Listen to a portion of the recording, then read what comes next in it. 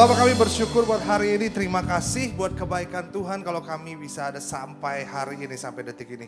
Itu semua karena kebaikan Tuhan, kesetiaan Tuhan, karena cinta Tuhan gak pernah berhenti dalam hidup kami. Hari ini berbicara kepada setiap kami, kau pakai Marsha Tuhan, karena aku gak bisa apa-apa tanpa engkau. Urapi Marsha, biar aku menyampaikan apa yang menjadi isi hatimu untuk setiap sobat muda yang ada di tempat ini Tuhan. Dan waktu kami menerima firman Tuhan, bukan hanya itu menjadi informasi saja dalam hidup kami, tapi sungguh-sungguh jadi transformasi dalam hidup kami Tuhan. Kami lakukan, ada metanoia terjadi, perubahan hidup. Terima kasih Tuhan, pimpin setiap kami di dalam nama Tuhan Yesus Kristus kami berdoa. Dan kami mengucap syukur, haleluya. Sama-sama katakan amin teman-teman.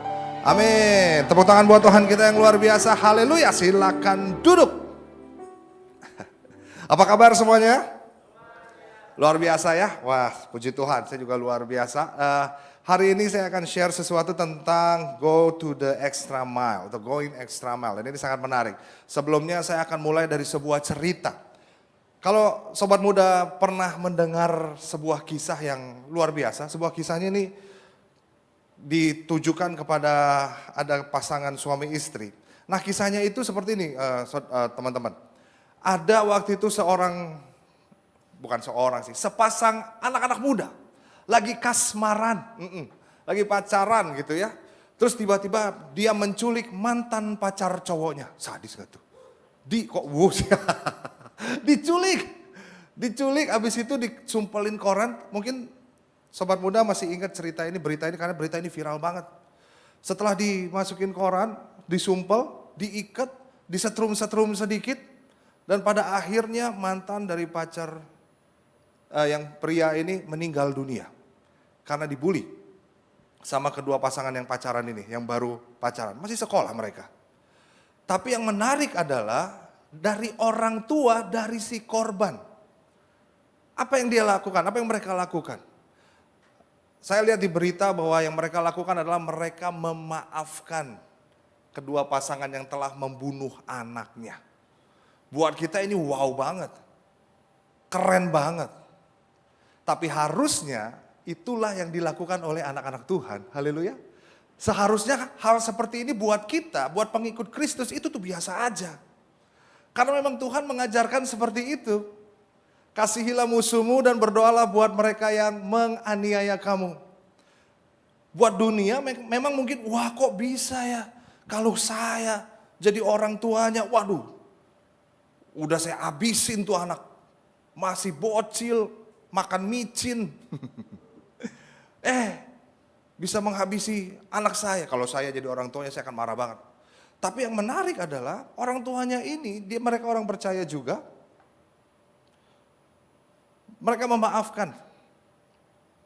Buat dunia mungkin wow, tapi harusnya buat anak-anak Tuhan itu adalah sesuatu yang biasa aja. Karena Tuhan Yesus mengajarkan demikian. Ada juga satu cerita, ada seorang karyawan, office boy, di kereta api, dia menemukan sekantong plastik tebel. Gemuk gitu ya kantong plastiknya. Pas dia mau buang, agak berat nih. Pas dia buka saudara, isinya duit. Ratusan juta. Sedap. Kalau saya jadi office boy itu saya angkat. Tuhan tahu penderitaanku selama ini ya Bapak. Terima kasih atas berkat-Mu yang luar biasa. Emang ini Tuhan banget. Ada yang punya sambil diumpetin saudara. Saya bawa pulang deh. Istri saya pasti seneng banget tuh. Tapi ini enggak Dia bawa pas dia lihat uang, wow, ratusan juta. Dia balikin.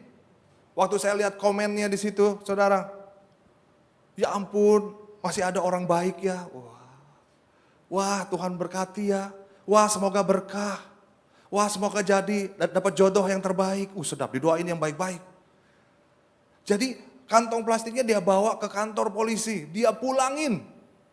Akhirnya dibalikin ke yang punya, luar biasa saudara.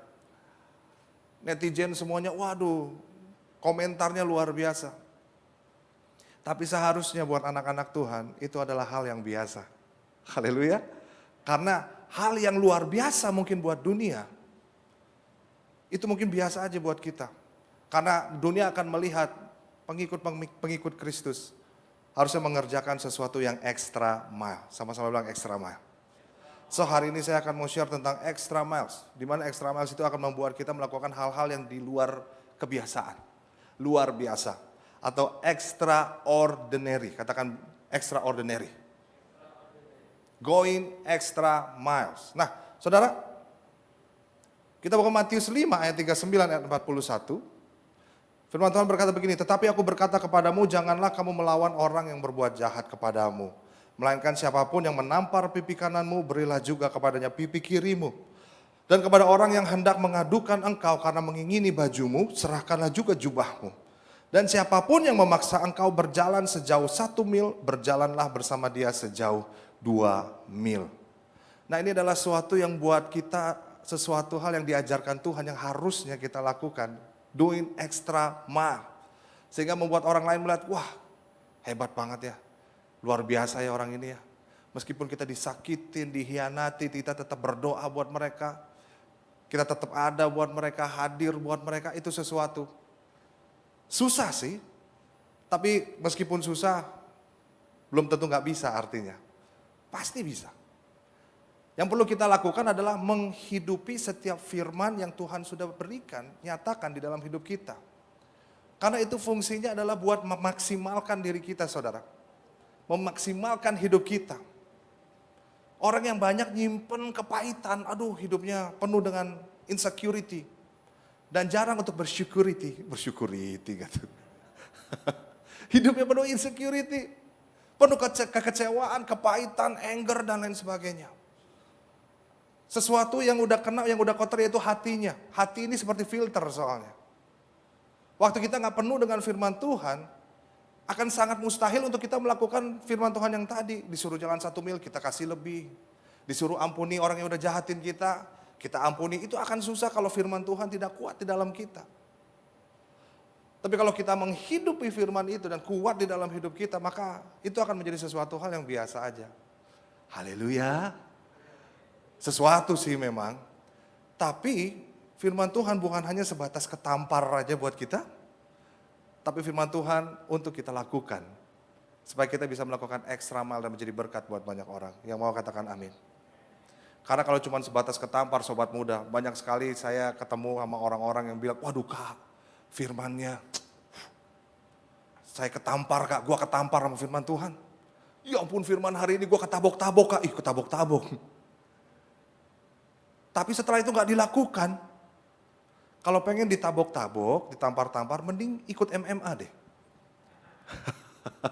Karena firman Tuhan selain menampar kita harus terima dengan lemah lembut dan kita lakukan. Bilang kiri kanan, I love you. Aku memaafkan kamu, entah apapun yang terjadi ya. Mungkin ada yang ngutang temennya gak dibayar-bayar, oh Tuhan ampuni. Ketika ditagih, galakan dia, oh Tuhan ampuni. Saudara mungkin alami itu ya. Ada yang ngutang pas ditagih, muntaber dia. Mundur tanpa berita. Galakan dia lagi. Tapi saya percaya anak-anak Tuhan, kalau kita menjalani firman Tuhan secara, menjalankan value-value kebenaran firman Tuhan, maka hidup kita juga akan extraordinary. Karena Tuhan kita extraordinary. Dia lakukan extra miles juga buat kita. Sampai detik ini. So, pertanyaannya ada 2, gimana caranya supaya kita terus bisa melakukan extra miles? Sehingga kita melakukan hal-hal yang extraordinary. Pertanyaan yang pertama adalah, who are you doing this for? Untuk siapa kita lakuin ini? Nah kalau kita merenungkan tentang pertanyaan ini, hidup gue ini untuk siapa ya? Gue ini sekarang lagi ngerjain ini untuk siapa ya?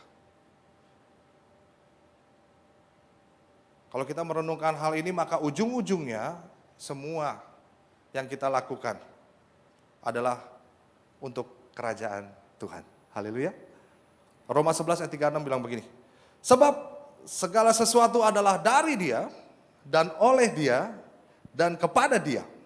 Bagi Dialah kemuliaan sampai selama-lamanya. Jelas sekali, sobat muda, bahwa di sini dikatakan sebab segala sesuatu ya dari Dia. Semua yang kita punya dari Dia. Pekerjaan yang teman-teman punya dari Dia. Haleluya. Bisnis yang teman-teman punya dari Dia. Aku baru jadi entrepreneur Kak, sedap. Saya percaya itu semua pasti dari Tuhan. Kita hanya penilik atau dititipkan Tuhan. Yang pasti untuk Tuhan dan untuk kerajaan Tuhan. Bagi siapa kemuliaan? Bagi dua. Enggak, bagi dia. Bukan bagi dua. Ya lumayan lah Kak, gue juga dapat kemuliaan sedikit. Memang kita semua diciptakan untuk kemuliaan kata Tuhan. Tapi waktu kita ada di sini, apapun yang kita lakukan, kita semua berikan buat Tuhan. Karena semuanya untuk Dia. Haleluya. Itu yang akan membuat kita extra mile ketika kita dipercayakan sesuatu sama Tuhan. Sobat muda. Saya selalu berdoa dulunya, Tuhan thank you sudah libatkan saya dalam pelayanan ini. Tuhan thank you sudah libatkan dalam usaha ini. Tuhan thank you sudah libatkan dalam pekerjaan ini. Tanpa saya sadari bahwa semuanya memang dari Tuhan. Salah. Maksudnya saya doanya kebalik, doanya begitu. Yang dulunya saya berdoa tuh begini, Tuhan aku libatkan Engkau dalam usaha ini. Tuhan aku libatkan Engkau dalam pelayanan ini. Tuhan aku libatkan Engkau untuk pekerjaan ini. Padahal yang seharusnya kita berdoa adalah Tuhan terima kasih ya sudah libatkan aku dalam pelayanan ini. Terima kasih ya sudah libatkan aku dalam pekerjaan ini. Karena sekali lagi segala sesuatunya dari Tuhan. Sehingga ketika kita tahu bahwa segala sesuatu dari Tuhan, seperti dipercayakan sama Tuhan, maka kita akan melakukan extra miles. Shalom. Karena ini punya Tuhan. Saya percaya dimanapun saudara ditempatkan sama Tuhan, ada maksud dan tujuan Tuhan di dalam hidup kita. Dan pasti akan membawa dampak buat banyak orang. So lakukan dengan sungguh-sungguh. Apapun yang dipercayakan. Pekerjaan kah? Apalagi? Kuliah kah?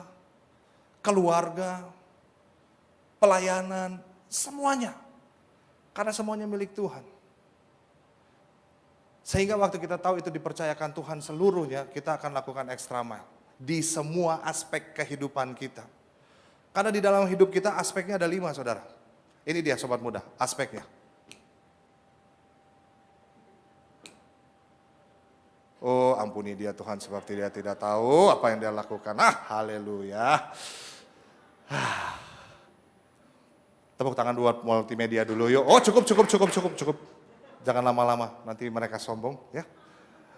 Jadi ini dia aspek dalam hidup kita. Ada 5 aspek yaitu yang pertama professional life, family life, social life, spiritual life, and private life. Kita semua punya aspek ini dalam hidup kita. Nah kita tahu bahwa semuanya ini dari Tuhan dan milik Tuhan. Ketika kamu dikasih kantor, dikasih pekerjaan, itu pasti dari Tuhan. Keluarga juga itu dari Tuhan. Tapi Kak, keluargaku broken home. Justru Tuhan berikan supaya kamu mungkin mengadakan pemulihan untuk keluargamu. Haleluya. Social life, lingkungan, spiritual life, private life. Ketika kita tahu bahwa ini dari Tuhan, maka kita akan extraordinary di setiap aspek kehidupan. Karena terkadang ini tuh bukan menjadi satu kesatuan. Sehingga tidak ada integritas di situ, sobat muda. Kita selagi muda, kita harus punya integritas, sama-sama bilang integritas. Di mana semuanya sama, 5 aspek itu sama. Enggak beda. Di professional life, kalau teman-teman excellent di situ, ya harusnya di keluarga juga excellent. Halo. Kalau di professional life excellent, harusnya pelayanan di gereja juga excellent. Shalom. Kalau di kantor nggak mau telat, di gereja jangan telat juga. Halo. Itu namanya integrity. Sama. Di dalam pelayanan, di dalam kehidupan keluarga juga sama. Saya bertobat saudara. Karena ternyata waktu saya belajar saya tidak integrity amat. Saya berdoa ketika saya ada di pelayanan dan ketika saya ada di gereja saya jadi orang yang berbeda. Makanya istri saya komplain. Kamu kok ya, kalau sama anak-anak pelayanan kok bisa sesabar itu ya. Kok bisa sebaik itu ya. Tapi kalau sama aku nanya dikit kok emosian ya. Gitu saudara. Karena kalau sama anak rohani kalau ditanya, Kak ini gimana sih maksudnya? Oh gini maksudnya, gini. Kalau ayat ini Kak, oh gini maksudnya. Jadikan dulu, dikasih tahu. Tapi kalau istri nanya, yang ini gimana sih? Masa nggak tahu sih? Kamu kan harusnya tahu. Marah saudara. Itu saya. Jangan diikutin ya. Saya bertobat. Lalu di situ istri saya bilang, kamu kok gitu sih? Kalau sama pelayanan kayaknya baik banget, sabar banget. Kalau sama aku kok emosian. Kadang malah sama keluarga tuh seperti itu. Yang masih tinggal sama orang tua, kadang kalau bokap atau nyokap cuman bilang, misalnya dipanggil kakak di rumah ya, atau mas, belum apa-apa udah kesel duluan, apa lagi nih, mau apa lagi nih. Di sini nggak ada. Di Intermart nggak ada pak, di Outermart banyak Outermart. Di luar Outermart, di sini nggak ada. Di sini kalau dipanggil, mas, ya pak, langsung siap. Emang jemaat Outermart tuh memang kurang ajar semua tuh. Di sini mah nggak ada. Termasuk juga private life dan juga spiritual life, ministry life. Karena memang terkadang nggak sama nih saudara. Di ministry life, di lingkungan social life juga kadang nggak sama. Di sini haleluya, Tuhan Yesus baik, oh God, you are so good. Di kantor korupsi. Di sini oh Tuhan Yesus engkau baik, engkau dahsyat, haleluya. Bahasa roh lagi, oh rabasyana. Di sebelah sini gila lapar banget, sorry ya, maaf terlebih dahulu saya minta maaf ya, saya kasih contoh, maaf sekali. Di sini, oh haleluya baik, di sini, lapar gue, makan di mana ya jing? Ih ada jingnya. Karena anak muda zaman sekarang ujung-ujungnya sayur kol saudara. Mau makan soto, enak banget anjing, sorry, maaf. Enak banget jing, jir, jis, nying, jai, semualah. Jadi seakan mereka kompromi dengan dosa. Karena gak ada integritas itu saudara. Gak ekstra amal. Karena mereka merasa kan kita harus ya biasa aja lah kak. Sama gak usah terlalu rohani lah. Ya kita sama dunia harus relevan, harus menyambung. Harus asik sama dunia. Memang sih. Tapi jangan sampai kita asik sama dunia tapi kita jadi gak asik sama Tuhan. Shalom. Kan biar deket ini kak, enggak harus ngomong gitu juga. Di sini enggak ada, di Outermart banyak sekali lagi. Kan deket kak kita, itu kan tanda, ada anak bina saya ya. Saya tanya, lu kenapa sih ngomong-ngomong gitu mulu lu? Belakangnya sayur kol terus. Nggak bisa nggak pakai sayur kol apa? Maksudnya si JING itu, saudara ya. Loh kak, itu kan kalau sekarang tuh anak-anak sekarang menandakan kedekatan kak. Alah, sohib banget, friend. Tapi kalau saya lihat di Alkitab nggak ada tuh, karena Tuhan Yesus sama murid-muridnya deket banget. 3,5 tahun sama-sama, pelayanan bareng, makan bareng, doa bareng juga, kunjungan bareng, bikin mujizat juga diajak bareng-bareng. Tapi nggak pernah tuh saya lihat, Petrus, pelayanan di mana anjing? Nggak ada. Kan deket. Gak ada. Jadi sudahlah. Justru jadi anak Tuhan itu sesuatu yang mengasihkan. Haleluya. Kita punya prinsip sendiri. Sama. Harus sama. Private life, spiritual life, social life, family life. Karena kita lakukan semua untuk Tuhan. Mau di gereja ya untuk Tuhan. Di sosial juga untuk Tuhan. Mau di professional life juga untuk Tuhan. Di ministry juga untuk Tuhan, apalagi di private life. Ini yang kadang bahaya, di private life. Dulu saya sebagai musisi, pemain drum, saudara. Dan biasanya orang tuh paling seneng kalau ada pelayanan yang dilihat orang. Di gereja, saya seneng banget. Waktu itu ada KKR di Sentul, acaranya gede banget. Dan semua internasional datang, wah, tan bersaudara datang, Afghanistan, Uzbekistan, Kazakhstan, tan bersaudara datang, saudara. Bro, saya seneng banget, jadi drummer di situ, mantap. Dan saya lihat ada singer di situ, nyanyi, Jesus, you are the savior of my soul, go, gitu ya. Nah tapi pas ada kamera kayak gini, dia disorot, kamera kan ada muka saya tuh di situ kan, ya di TV ada muka saya kan, ada ya. Ketika dia tahu bahwa dirinya disorot sama kamera, mimik 100% berubah. Langsung, Jesus you are the savior, oh, gitu saudara. penyembahan. Here I am to worship. Ada kamera kayak gini lagi langsung merengut. Ekspresinya berubah. Saya terinspirasi. Akhirnya pas lagi KKR itu malam biasa KKR kan. Wah habis penyembahan kalau bahasa musik tuh siram-siram. Saya taruh stick drum saya berdiri di belakang drum, saya angkat tangan saudara. Sedap. Hari kedua, saya punya ide lagi. Stick drum saya taruh di drum, saya berlutut di belakang drum. Dan waktu saya berlutut di belakang drum, itu jadi makanan buat multimedia. Langsung dia, muka saya ada di TV kayak gini sekarang. Langsung. Itu kan saya bisa ngintip sedikit toh, mata saya toh. Ada gede-gede nih. Pas saya lihat, mantap juga. Langsung berubah mimik saya.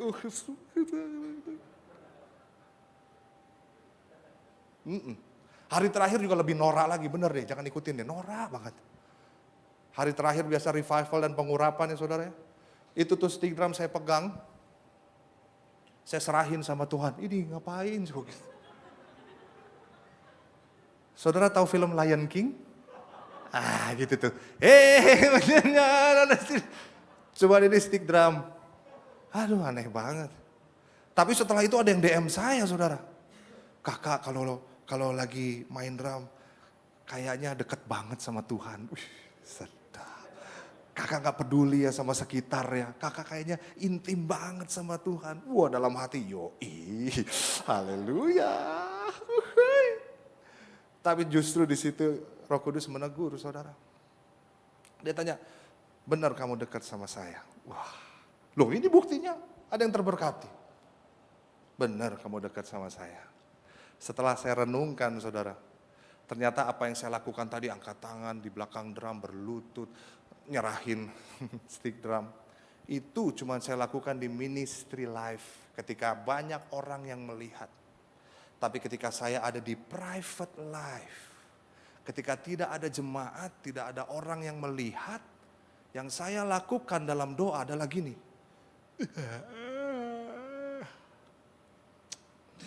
Tuhan thank you buat hari ini, aku mengucap syukur Tuhan bagi haleluya Tuhan pimpin aku pengen lakuin aktivitas haleluya dalam nama Tuhan Yesus amin. Aktivitas kerja, wah ketemu orang, pulang lagi ke rumah. Garo-garo ketombe mungkin ya saudara ya. Dilihat dulu sentil. Tuhan terima kasih buat hari ini aku bersyukur ya. Besok aku mau pelayanan Tuhan 7 ibadah. 7 ibadah. Pimpin sertai dalam nama Tuhan Yesus. Haleluya. Amin. Besok pagi juga bangun. Udah mau telat baca Alkitab. Lihatin seragam dulu. Wow, Tuhan terima kasih aku pengen pelayanan. Haleluya. Amin. Di gereja. Jesus you are the Savior. Wah. Itu saya. Saya gak pernah ketika waktu saya di kamar saya, gak ada orang lain yang ngelihat. Saya jarang angkat tangan buat Tuhan. Saya gak pernah berlutut buat Tuhan. Gak pernah nangis buat Tuhan. Gak pernah berdiri menyembah Tuhan, gak pernah. Itu saya lakukan ketika ministry life. Sedangkan private life, ketika orang lain gak lihat, ketika hanya Tuhan menjadi penikmat penyembahan seorang diri kepada kita, saya kurang semangat. Sehingga di situ saya bertobat, Tuhan ampuni. Bahwa saya tahu segala sesuatu saya lakukan untuk Tuhan. Harusnya di dalam gereja sama di private life saya, harusnya saya memiliki semangat yang sama. Pastikan apa yang dilihat Tuhan lebih penting daripada apa yang dilihat manusia. Yang mau katakan amin. Tepuk tangan buat Tuhan. Ya. So hari ini, yuk biar 5 aspek tadi. Professional life, family life, social life, spiritual life, private life. Kita tahu itu buat Tuhan. Dan kalau kita mau do it extraordinary, kita lakukan untuk ini nih, 5 aspek ini. Nextnya. Untuk Yesus. Biar 5 aspek ini kita lakukan. Dasarnya, fondasinya adalah kasih Kristus. Adalah untuk Tuhan kita. Yang mau katakan amin. Sekali lagi tepuk tangan buat Tuhan kita, yuk. Tolong tangannya begini lagi saudara. Ya, taruh ke atas. Bilang begini, sarangi Tuhan Yesus. Oke, ini dia nextnya. integritas untuk kita melakukan extraordinary adalah buah dari keintiman bersama dengan Tuhan. Itu adalah by product dari keintiman kita sama Tuhan. That's why kita akan terus bertanggung jawab untuk setiap yang Tuhan beri buat kita. Semua aspek tadi. Haleluya. Oke, nextnya itu pertanyaan pertama, buat siapa kita lakuin itu. Question yang kedua adalah why are you doing this? Kenapa kita lakuin ini? Kenapa kita mau rela-rela ngerjain ini? Extra mile ini, sungguh-sungguh, gak setengah-setengah, gak males-malesan. Kenapa sih kita lakuin ini? Kolose 3 ayat 23 sampai 24 bilang begini, apapun juga yang kamu perbuatlah dengan segenap hatimu seperti untuk Tuhan dan bukan untuk manusia. Kamu tahu bahwa dari Tuhanlah kamu akan menerima bagian yang ditentukan bagimu sebagai upah. Kristus adalah Tuhan dan kamu hambanya. Kenapa kita lakukan ini? Why we are doing this? Karena Tuhan sudah tebus dosa kita, saudara, sobat muda. Dia mati buat kita, dia bayar kita lunas. Kamu telah dibeli dan harganya lunas, dibayar. Oleh karena itu muliakanlah Allah dengan tubuhmu. Doing extra mile ini kita lakukan why-nya karena Tuhan udah terlebih dahulu lakukan extra mile buat kita. Tuhan udah mengasihi kita, udah mencintai kita. Dan saya percaya apa yang kita lakukan pasti akan berdampak untuk orang lain. Dan nama Tuhan ditinggikan, kerajaan Allah ditegakkan lewat hidupmu. Yang percaya katakan amin. Dari Tuhanlah kamu akan menerima bagian yang ditentukan bagimu sebagai upah. Jadi kita tahu kita punya bos nih dari segala bos. Yaitu siapa namanya? Tuhan Yesus. Kamu telah dibeli dan harganya lunas dibayar. Kita tahu dan kita mengerti tentang hak dan kewajiban kita kepada Tuhan. Apa yang menjadi hak kita itu adalah kewajiban Tuhan. Tapi jangan lupa apa yang menjadi hak Tuhan itu adalah kewajiban kita. Tuhan melakukan apa yang harus dilakukan, mati di kayu salib itu menjadi kewajibannya dia. Untuk menebus setiap manusia, menebus kesalahan-kesalahan kita. Dan karena karyanya kita diselamatkan, sehingga kita menerima hak-hak kita, kita diselamatkan, kita dibenarkan. Haleluya. Ada damai, sejahtera, sukacita kita terima. Tapi jangan lupa ada kewajiban kita yang harus kita jalankan. Karena kewajiban kita itu adalah haknya Tuhan.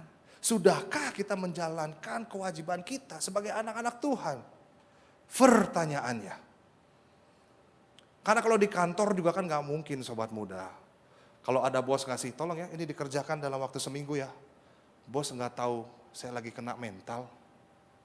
Kenapa bos suruh saya kerjain ini? Bos gak tahu apa yang saya alami. Nanti dululah bos. Ada yang pernah gitu? Shalom? Ditolak gitu, oh, sorry kerjaan yang lainnya. Suruh yang lain, jangan saya. Padahal udah dibayar setiap bulan, digaji. Atau asisten rumah tangga. Mbak tolong dong bikinin mie goreng sama telur. Aduh saya lagi nonton Cinta Fitri. Bikin sendirilah, suruh bikin sendiri. Padahal sudah digaji. Jangan sampai kita menjadi orang yang seperti kacang lupa kulit. Haleluya. Tuhan sudah bayar semua saudara. Dia adalah Tuhan, Raja kita. So apa yang menjadi kewajiban kita yang kita lakukan dengan sungguh-sungguh, itu yang akan membuat kita doing extra mile. Dan bukan hanya itu aja, itu kan melambangkan penghormatan kita kepada Tuhan. Tapi karena cinta juga kita lakukan itu untuk Tuhan. Terlebih lagi dia sudah melakukan extra mile buat kita terlebih dahulu. Kenapa dia lakukan itu? Karena dia mengasihi kita semua. Haleluya. Dan biasanya orang akan habis-habisan untuk orang yang dikasihi dia. Coba lihat aja film-film superhero. Kalau nggak dia habis-habisan untuk sesuatu yang mereka cintai gitu ya. Pasti ada sesuatu yang men-trigger mereka untuk melindungi orang yang dikasihi, dicintai sehingga apapun akan mereka lakukan. Mereka kerjakan, itu yang membuat mereka bisa extra mile. Nah why kita melakukan ini? Karena ada sesuatu yang kita kasihi.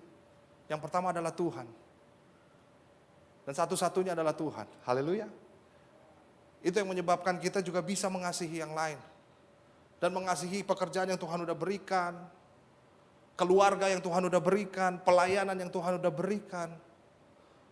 Why-nya karena Tuhan sudah terlebih dahulu baik. Doing extra mile. So waktu ditanya kenapa kamu lakuin ini? Ya karena Tuhan baik. Waktu kita punya prinsip ini Bapak Ibu Saudara, teman-teman sobat muda. Wah saya percaya saudara akan melakukan hal-hal yang extraordinary. Sehingga orang akan bilang kok bisa ya?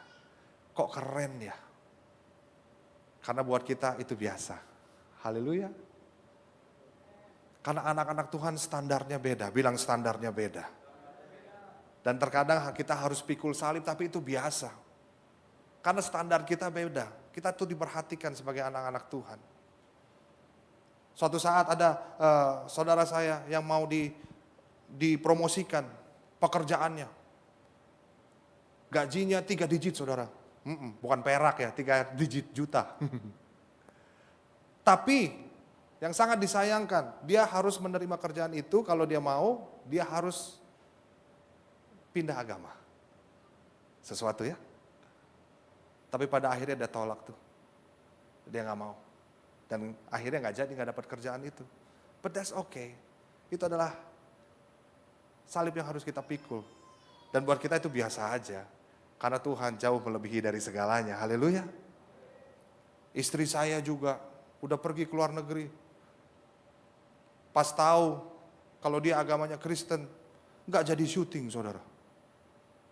Oh sorry deh, saya nggak tahu kalau kamu Kristen. Nggak jadi syuting nggak apa-apa ya. Istri saya, oh ya udah nggak apa-apa, it's okay.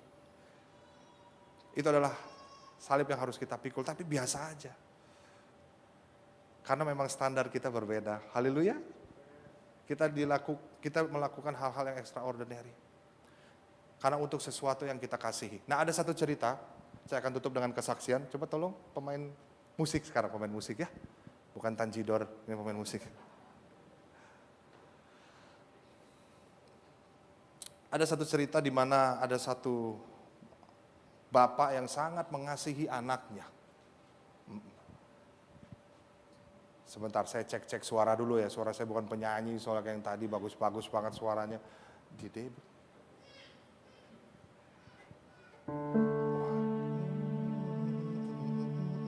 Ya pas. Terima kasih. Tolong ini.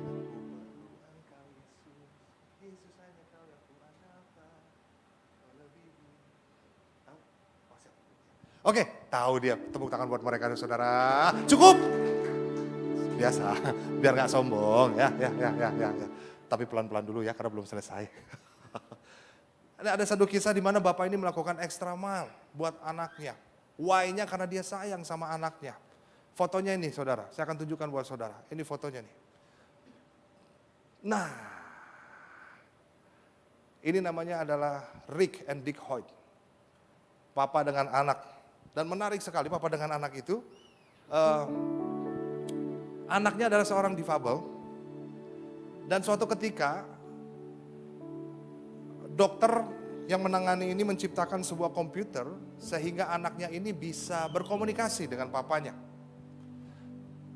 Sobat muda bisa lihat ini di Google, ini kisah nyata. Dan suatu saat ada charity di rumahnya diadakan di kompleknya dia. Karena ada yang ulang tahun. Dan anaknya yang difabel ini melihat bahwa ada charity. Dan ternyata charity-nya adalah lari bukan half marathon, 10 kilo lari. Anak ini lumpuh, dia gak bisa jalan. Pokoknya yang bisa bergerak hanya jarinya yang di sebelah kiri. Sebelah kanan kalau dari sini ya. Dia cuma komunikasi pakai itu aja. Nah dia pengen lari, dia pengen ikut charity itu. Karena untuk membantu saudara, bayangkan. Orang difabel tapi punya hati untuk membantu orang. Dia bilang sama papanya dan papanya bilang, oh gitu. Terus gimana? Mau gak mau papanya harus berlatih untuk dorong dia sambil lari 10 kilo. Papanya berlatih. Akhirnya mereka jalanin itu, charity itu 10 kilo mereka lari. Singkat cerita, anaknya pengen lari lagi dan kali ini ikut half marathon. Sampai akhirnya ikut lagi, akhirnya ikut full marathon. Dan ketika diwawancara, kenapa Pak? Gimana ikut maraton? Ya ini karena anak saya. Ya saya lakukan ini karena anak saya. Ya saya baru tahu ketika saya ikut maraton ternyata saya udah tua. Karena capek sekali gitu. Tapi demi anaknya dia ikutin maraton demi maraton. Dan yang paling seru saudara, akhirnya anaknya ngelihat ada yang namanya Iron Man. Waduh, Iron Man ini bukan maraton tapi triathlon. So apa yang dilakukan di situ? Demi anaknya. Akhirnya ayahnya mengiyakan untuk ikut Iron Man. Dan yang dilakukan di situ olahraganya adalah yang pertama adalah swimming, berenang. Papanya harus berenang sejauh 3,86 kilometer. Dan dia lakukan extra miles. Kenapa? Di saat yang lain berenang sendirian, dia narik anaknya pakai perahu. Demi anaknya, dia lakukan itu. Dia tarik, anaknya mah diam aja. Sambil mungkin terus happy, seneng. Dia lakukan itu. Dan bukan sampai situ aja, sobat muda. Setelah berenang, apa yang dilakukan? Bicycle ride, naik sepeda. Tahu berapa? 180,25 kilometer. Jakarta, Lembang. Naik sepeda. Papanya lakukan. Saudara lihat papanya nggak muda lagi. Udah cukup tua, cukup berumur. Tapi dia lakukan ini demi siapa? Demi anaknya. Why? Because I love my son, katanya. Aku pengen selama hidupnya, aku tahu dia udah lumpuh, tapi aku pengen dia menikmati hidupnya. Dan ternyata anaknya ini jenius, saudara. Bapaknya lakuin ini bicycle ride. Dan bukan sampai sini aja. Setelah bicycle apa yang dilakukan? Mereka harus run, lari. Berapa? 42,20 kilometer. Itu adalah harga yang dibayar seorang ayah untuk anaknya. Karena dia tahu untuk siapa dia lakukan ini. That's why dia bisa lakukan extra miles, extraordinary. Di saat yang lain pada ngerjainnya sendiri, lari sendiri, berenang sendiri, bicycle sendiri. Dia lakukan extra miles dengan membawa anaknya yang sudah dewasa. Dengan didorong, dengan ditarik, digonceng. Yang pasti ada tenaga yang ekstra dikeluarkan. Waktu yang ekstra untuk berlatih. Semua yang ekstra dia lakukan. Demi anaknya. Dan kisah ini menjadi inspirasi buat bapak anak di seluruh dunia. Untuk olahraga ini. Triathlon. Karena ada seorang bapak yang mengasihi anaknya. Dia tahu untuk siapa dia kerjakan. Dia tahu kenapa dia kerjakan ini. Untuk anaknya. Dan karena dia mengasihi anaknya, supaya anaknya bisa menikmati hari-harinya. Itu yang dilakukan seorang bapak. Rick and Dick Hoyt, kisah yang luar biasa. Kita bisa melihat bagaimana cintanya sama anaknya. Betul saudara? Bagaimana dengan yang satu ini? Ada foto terakhir saudara.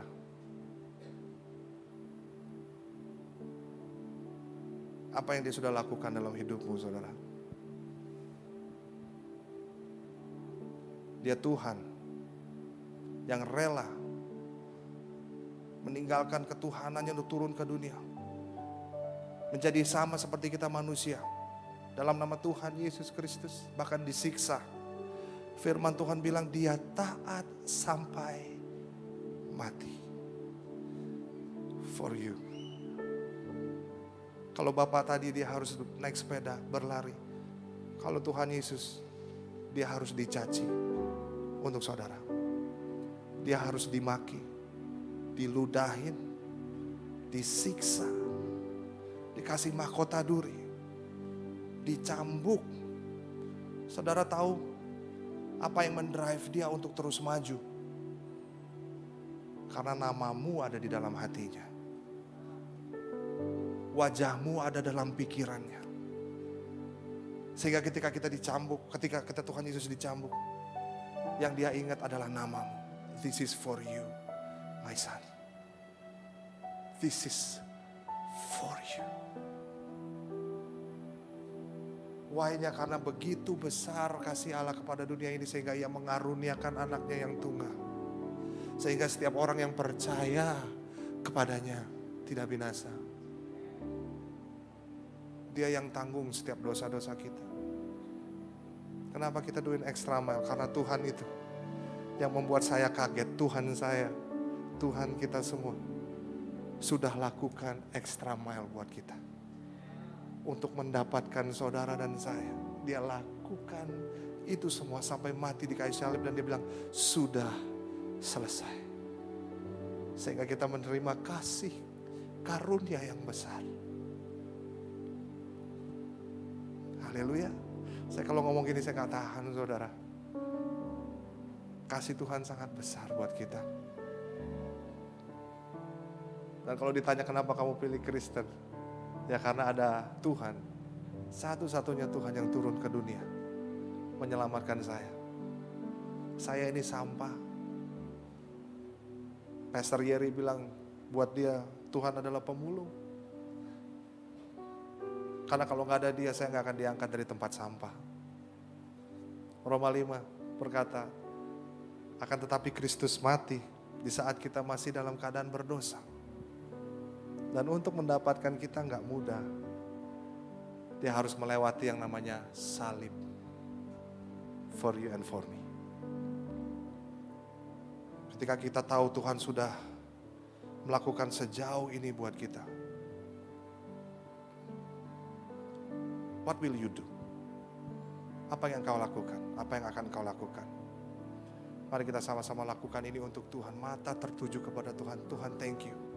Biar di sisa hidupku ini, biar selama aku hidup, untuk melayani Engkau. Yang mau katakan amin. Do the best dimanapun Tuhan tempatkan teman-teman semua. Di rumah, di kantor, di pelayanan, di private life, di lingkungan saudara. Do the best, do extraordinary. Karena saya percaya ada maksud Tuhan kita ditaruh di sana. Yang mau melakukan ini sama-sama katakan amin. Yuk kita bangkit berdiri.